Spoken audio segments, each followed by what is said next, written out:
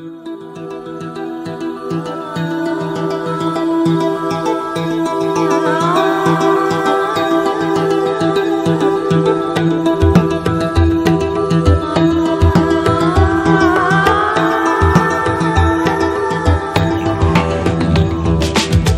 tema engloba varias cosas, varios aspectos. Si bien es cierto, como arqueólogos tratamos de evidenciar todas nuestras hipótesis, nuestras teorías, queremos demostrarlo en el dato arqueológico, pero afortunadamente para la época inca tenemos información histórica que nos ayuda también a esclarecer ciertos aspectos de los temas que estamos investigando. En este caso, es parte también el tema del libro que se va a publicar pronto, que ya está en prensa, y que quiero exponerles para que ponerles en consideración y las críticas respectivas más adelante, ¿no? Bueno, en el caso de Huarachicuy, ¿por qué se está considerando esto? Porque es una fiesta tan importante, incluso puede ser más importante que el Inti Raymi, dado en un momento especial en el calendario religioso inca, más no así en el calendario agrícola, porque son dos cosas distintas que hay que empezar a diferenciar, ¿no? Siguiente. El camino ritual Arahuaya-Nahuarque está ubicado en la parte o en el territorio político del estado inca o de los incas del Contisuyo, justo en el límite entre el Collasuyo y el Contisuyo, ¿no? Es esta quebrada que divide tanto Alapu-Guanahuarque como Alapu-Guanacabre. Aquí vemos el planito, está ahí, ¿no? Alapu-Guanahuarque y Alapu-Guanacabre. Es importante resaltar esto porque Brian Bauer se ha equivocado cuando ha definido a la Huaca o Alapu Anahuarque, ¿no? O sea, no distingue bien la ubicación de la Huaca por un error básico, por el tema de la ubicación de las huacas del primer seque del Contisuyo. Entonces las descripciones que hace Cobo hay que tomarlas con mucho cuidado, porque para identificar esta séptima huaca del primer seque del Contisuyo hace referencia antes a otras huacas. Por ejemplo, cuando hace la sexta huaca, describe, dice, y estaba ubicado abajo del cerro de arriba. Cuando está refiriéndose a este indicador del cerro de arriba, nos está refiriendo a la huaca, o al principal cerro de esta zona, que sería en este caso el Apu Anahuarque, ¿no? Yo pongo Apu Huaca Anahuarque porque también hay que entender dos cosas. El cronista que describe, ¿no?, el sistema de seques, describe dos aspectos: uno, un apu, un espacio grande, y una huaca, como el caso de Guanacauri también, ¿no? Hablamos del apu Guanacauri, pero se tiene la huaca Guanacauri, que es otra cosa. Entonces hay que distinguir, por eso se pone esta doble denominación apu huaca. Bien, pero antes de ya meterme a lleno esto, hay que distinguir también lo que es la ceremonia y el ritual para tener claro. La ceremonia conlleva muchas actividades que pueden distinguirse entre sí, es decir, en contextos puede haber una ceremonia política, administrativa, económica y religiosa, entonces es amplio.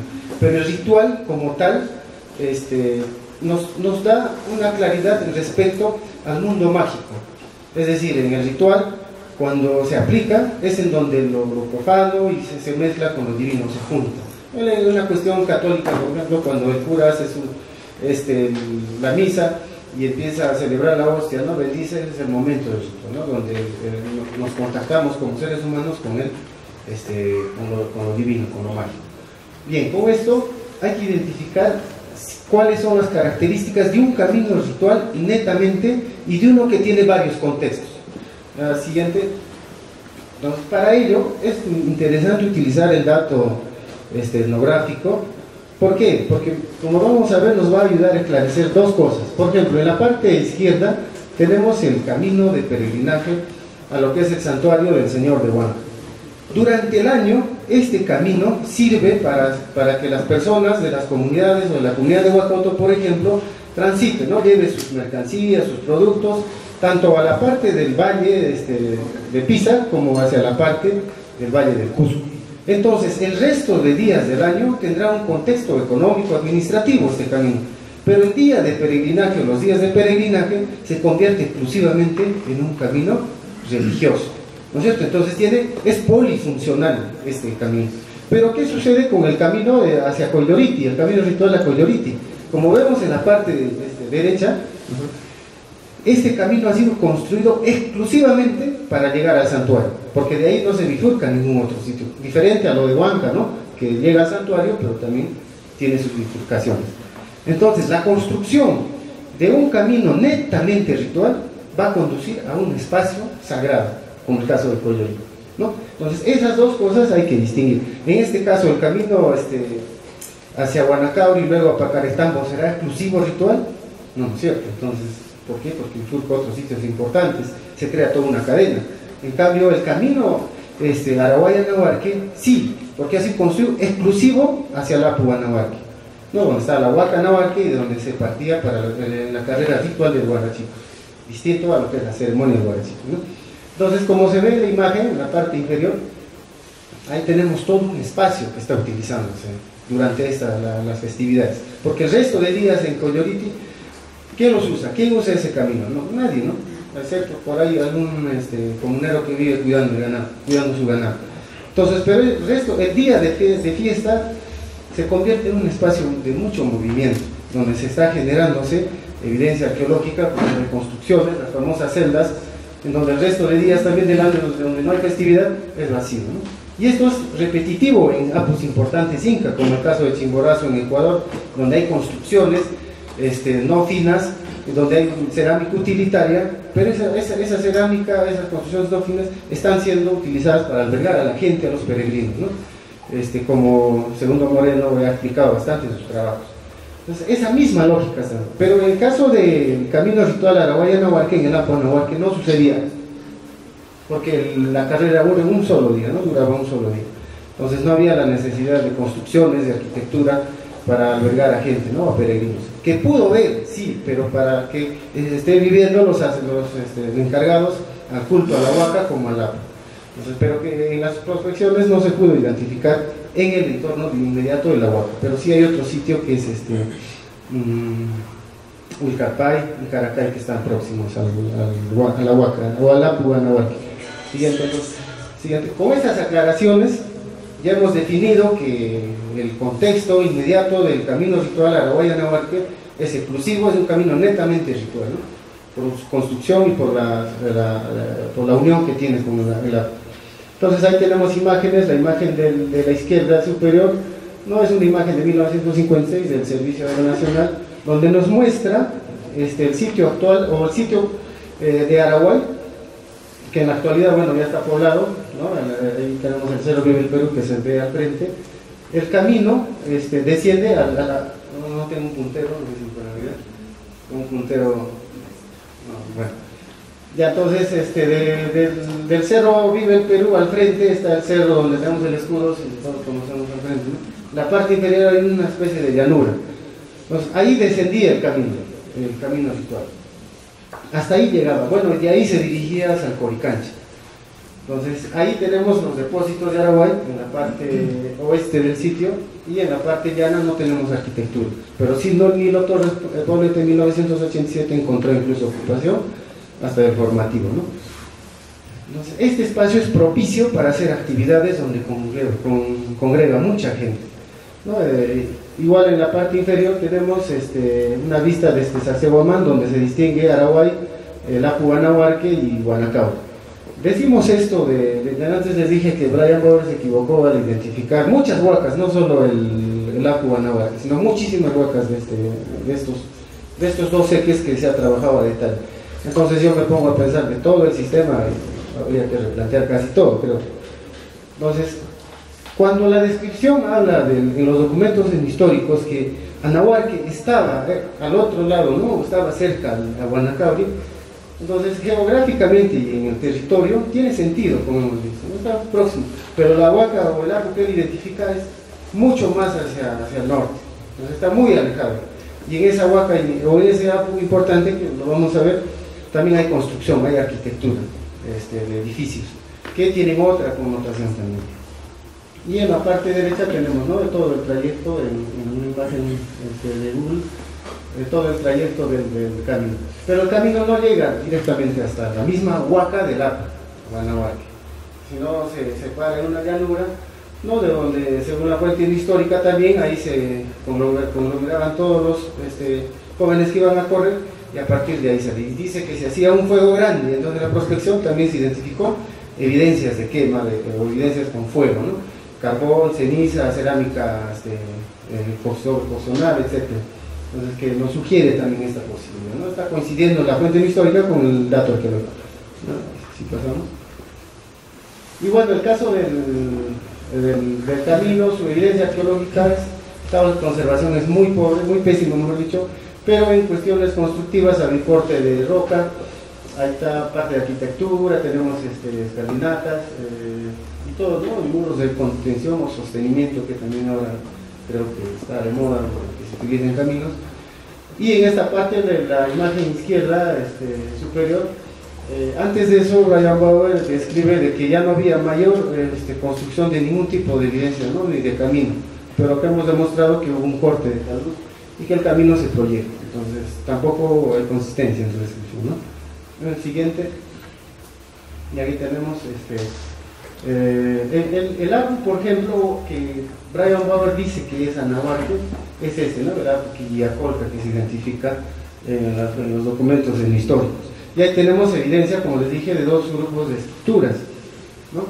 Y la imagen de la parte derecha superior es tomada desde el Apu Anahuaque, que nosotros hemos determinado, ¿no? Y tiene una vista impresionante hacia el Cusco y también a todos los atos principales, ¿no? Entonces, ese Apu está muy alejado de Huanacao. Entonces, no hay posibilidad, si utilizamos este dato bibliográfico histórico, de que se pueda describir. Y esto nace a raíz de qué? De que, como describe textualmente también, de que pregunta a los pobladores de la zona y ellos le dicen que ese es el Apu, y también está en las cartas nacionales como tal. Sin embargo, hay que tener mucho cuidado, porque todos los que hemos trabajado en campo sabemos de que la información en el tiempo cambia. La gente en el campo, en el tiempo, te dice aquel una cosa y pasados 10, 20 años trasladan los elementos o las ubicaciones. Entonces es entendible que Brian Bauer se haya equivocado en ese aspecto, ¿no? Siguiente, igual el muro. Bueno, como resultado de las prospecciones, la identificación de las huacas de estos dos seques es así, ¿no? El primer seque es de las líneas amarillas y el segundo seque es la roja. Es un charco, ¿no? ¿Qué será eso? Y nosotros hemos identificado puquios que describen las crónicas con cerámica y todos los elementos, que eso se va a presentar en el libro, por supuesto. Igual el segundo seque, es una cosa muy, muy complicada. Entonces eso da pie a de que parece que no existía un sistema de seques en el Cusco. ¿Por qué? La séptima huaca del primer seque te habla de Anahuaque, que es el Apu principal descrito que hay en otros pasajes de los documentos históricos donde se iniciaba el Huarachico. Y la cuarta huaca del segundo seque habla también de un espacio llano donde llegaban a terminar de correr en la fiesta del Raime, es decir, el Huarachico. Entonces, tenemos en un sistema, si es un sistema, está bien organizado, en un sistema, dos cosas que están funcionando, que no tiene organización y que no hay sustento aparte del cobo, que cogió parece de Polo de Gardo, el sistema de seques, no hay sustento de que haya habido una organización. No tenemos eso. Y es peor en los otros seques, es mucho más complicado. Entonces, parece que no existió el sistema de seques. No hay sentido, no tiene sentido. No lo puede, el resultado que hubo. Siguiente. Y ahí, como dije, ¿no? La séptima huaca que hace alusión a Anahuaque, ¿no? Le dice junto a Huanacao. Y ahí está toda la imagen del Apu Anahuaque y de la huaca Anahuaque. Siguiente. Bueno, esta es la parte donde llegaban de correr en la carrera ritual. Bueno, ya esta es la parte donde ya está urbanizado totalmente y ya, ¿no? Y en donde en el sistema dice que este sitio se llamaba La Baraya, pero la descripción del Huarachicuy tiene otro nombre, pero con la misma descripción. Entonces, una huaca que estaba definida ahí, que esté mencionada en otros pasajes de muchas crónicas con otro nombre, pero con la misma descripción, hay dos posibilidades. Es como que hubiera muerto una huaca, como lo que sucedió cuando Inca Yupanqui estaba conquistando las tierras del norte y el Apu Catequil no le respondió y decidió, entre comillas, matarlo, y se generó otra situación. No es posible, pero tampoco, no hay mucho sentido, ¿no? Siguiente. Ya, acá, hasta ahí los dos entes que están involucrados en el Guarachito. Y ahí tenemos otras huacas de otros seques que están también involucrados en el Guarachito, ¿no? Como se ve ahí los puntos amarillos, ¿no? Punturpata del Contisuyo, Apuyavira del Chinchaysuyo, ¿no? Huaman Cancha también del Chinchaysuyo, etc. Entonces, una festividad, una ceremonia involucra varias huacas de varios suyos. Es complicado si quisiéramos categorizar estos aspectos, ¿no? Y a ver, siguiente. Y acá tenemos, ¿no?, las descripciones de estas huacas. Hay que también tomar en consideración algo. Por ejemplo, en el caso de la huaca Yavira, este es complejo, porque se muestra, se explica tanto para hacer observaciones astronómicas de la puesta del Inti en momentos especiales, también aparece como una huaca, pero también aparece en el Guarachito. O sea, ¿sería polifuncional? No, porque la descripción está explicando al cerro, y en el cerro hay una huaca. Por ejemplo, cuando describe, en el caso de la observación astronómica que se hacía, Chinchincaya, y Chinchincaya, pues claro, y con la otra también con el nombre Sucanca, están mencionando a Puyavira, pero están mencionando al cerro, y en el cerro dice que había mojones, pero la huaca es los mojones, no el cerro. O sea, hay que diferenciar estas cosas. Entonces, nuestros amigos investigadores, muchos de ellos, cuando han descrito estos aspectos, lo han tomado como si fuera una sola cosa. Y ha habido muchas confusiones. Desde pretender de que Chinchincaya, por ejemplo, un observatorio de los equinoccios, confundirlo a que eso era la franca que observaba el solsticio del 21 de diciembre. Es un error totalmente caso, ¿no?, para un sistema como lo que era el calendario agrícola. Siguiente. Y bueno, la huaca Guanacaví tiene especial atención y cuidado, como les había adelantado, porque una cosa es el agua y otra cosa es la huaca. Se tienen importantes estudios de COSIVA, que ha trabajado en encontrar una suerte de ídolo de piedra, y en la descripción de los documentos históricos hace referencia de que la huaca era un ídolo de piedra, ¿no?, que representaba a uno de los ayers y que estaba en Guanacaví. Entonces, igual en la descripción de Guarachicuy se hace mención, le dice que van a hacer un peregrinaje a la Apu Guanacaví y luego van a pedir permiso a la huaca Guanacaví, que son dos cosas distintas, ¿no? No es el cronista, ¿no? Parece que así está funcionando la cosa.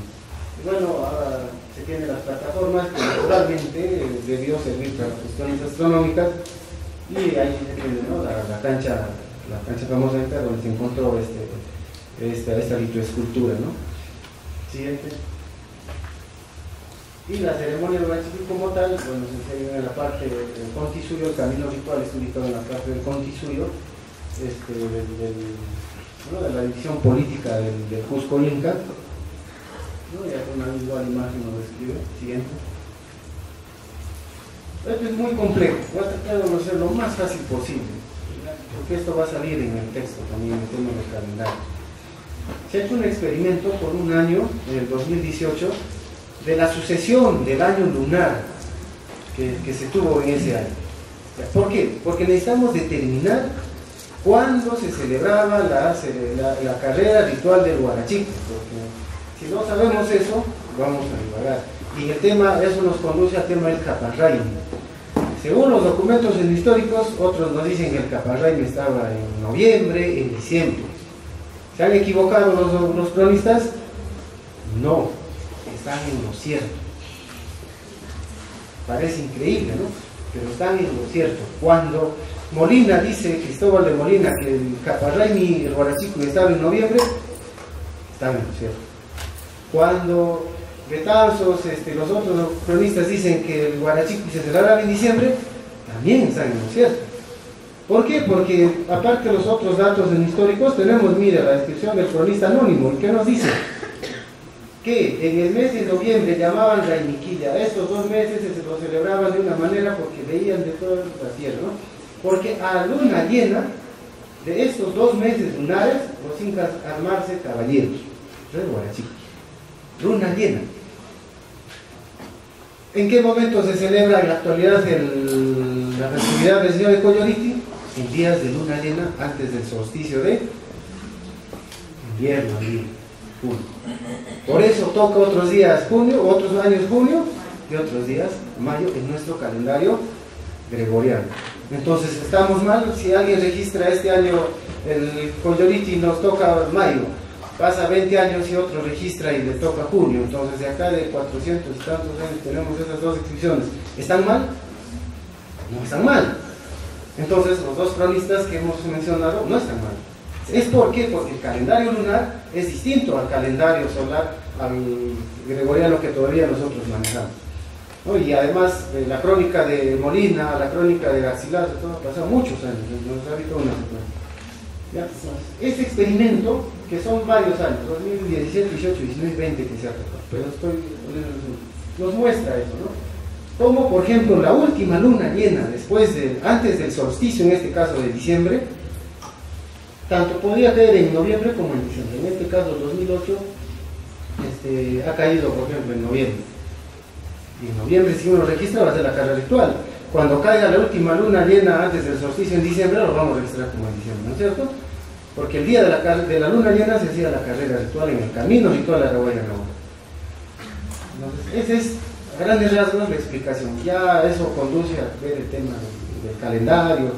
No existe un solo calendario, así es que si nosotros leemos un texto, cuando nos va a decir el calendario metropolitano Inca de Cusco, parece que se equivocó, y Mario Zulkowski lo sabe, porque ese libro del calendario metropolitano aceptó que se han equivocado. Entonces hemos trabajado tantos años el tema astronómico para que nos han dicho que se han equivocado. Bien. Y ahí como se ve, ¿no? Esa discusión de noviembre, diciembre y todo. Y el Caparrami igual. Entonces el Caparrami no era el primer mes, sino era el último mes del año lunar, más no del agrícola, porque el tema agrícola es otra cosa. Ya, con esa aclaración ya sabemos que el Huarachico y la carrera ritual se hacía la última luna llena antes del solsticio de diciembre, porque ese era el punto delimitador. Ahí hay 2 cosas muy importantes. Ahí se juntaban los 2 calendarios, el agrícola y el religioso. De ahí viene el Yananti. Es otro tema también. Siguiente. Entonces, de ahí salen 3 etapas de la ceremonia en total, ¿no? La primera, los preparativos del peregrinaje a la Huaca, a Guanacawi, para pedir los permisos, ¿no? Donde ahí se tiene 3 fases, toda la cuestión preparativa. La segunda etapa, que es la carrera ritual netamente, en la luna llena, antes del solsticio de verano, del 21 de diciembre, ¿no? Donde en este momento se hacía el ritual, donde los que corrían se hacían varones, ¿no? Entre comillas. Como yo saco mi DNI, a partir de ese día soy ciudadano. No es de que ese rato me transformo y me hago viejo, ¿no? Sino es algo, es un ritual, ¿no? Es algo simbólico. Entonces era similar esto de la carrera. Y la tercera etapa, ¿no? La entrega de la guara, la horadación de orejas, la batalla simbólica. Que eso también se hacía en fases lunares. No es de que se tenía una contabilización como nosotros tenemos una semana, de acá de 2 o 3 días vamos a hacer eso. Porque no hay ningún documento que nos diga que los incas tenían una contabilización de su edad o del tiempo en años. No hay ni uno. Siempre cuando han hecho las visitas y todo, decían en Cainuncha, ¿no? En aquel tiempo, o yo recuerdo. No hay decir yo tenía 30 años o 10 años cuando vi a Huayna Cápac pasar por acá. No existe eso. Entonces, hay que replantear nuestra idea de manejo del tiempo dentro de los incas, ¿no? Entonces todas estas actividades se hacían por las fases lunares.